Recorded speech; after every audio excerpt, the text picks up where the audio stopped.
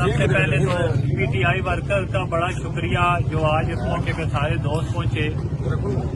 مجھے آج کے دن بڑا افسوس ہوا. افسوس اس بات کا ہے کہ ورکر جو ہوتا ہے اس کے ساتھ کوئی بندہ نہیں ہوتا.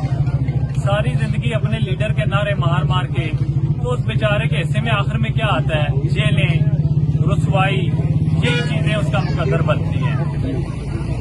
مجھے 2 دن پہلے میں لاہور میں تھا تو مجھے ملک امین اسلم صاحب کی طرف سے ہدایت ہوئی کہ راجہ صاحب کے آپ نے ڈاکٹر خرم وغیرہ سارے جتنے دوست ہیں وہ تو نکل آئے، لیکن ہمارے 3-4 بندے جن میں امین اللہ خان اور تحسین بھائی کا خاص طور پہ انہوں نے ذکر کیا کہ یار وہ ابھی تک باہر نہیں آئے، آپ کریں.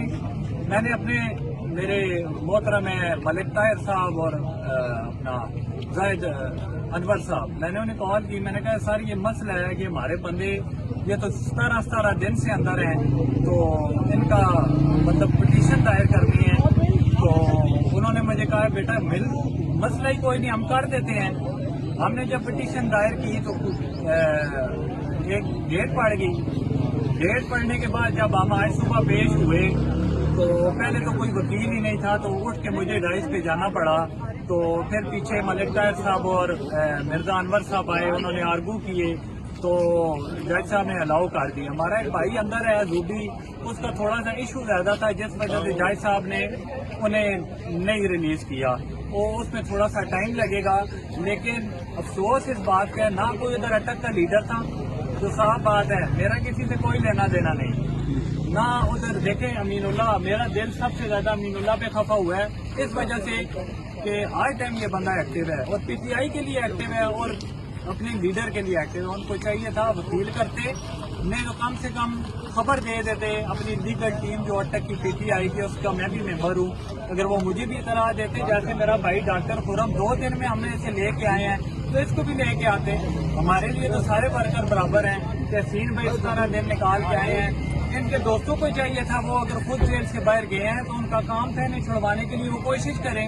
اور جو بندہ کہتا ہے، آج صبح مجھے ایک بندے کا میسج آیا ہے، وہ کہتا ہے جی کہ یہ فلاں لیڈر صاحب کر رہے ہیں. میں نے اسے کہا لیڈر صاحب کو بولو میں ہائی کورٹ میں ہوں، آرڈر میرے ہاتھ میں آ کے ریسیو کر لیں، ہم بے غم ہو جائیں. بعد میں اس کا کوئی میسج بھی نہیں آیا کوئی.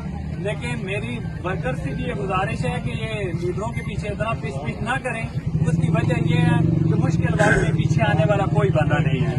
ایک ہی لیڈر تھا ملک امین اسلم. میں خدا رسول کے نزدیک بات کر رہا ہوں، جنہوں نے ابھی بھی میں آپ کو ڈائل کالے بتا سکتا ہوں ان کے میسج اور کال آج 10 منٹ کے بعد ایک کال ہے کیا بنا کیا بنا کیا بنا. لیکن اپنے ورکر کے ساتھ سب لیڈروں کو چلنا چاہیے تھا لیکن کوئی نہیں چلا. اگر میری بات یہ عمران خان تک پہنچے تو میں انہیں بتاؤں اٹک کے لیڈروں کا یہ حال ہے.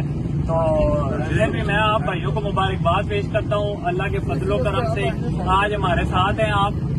اللہ آپ کو جزائے خیر دیں. پاکستان زندہ باد.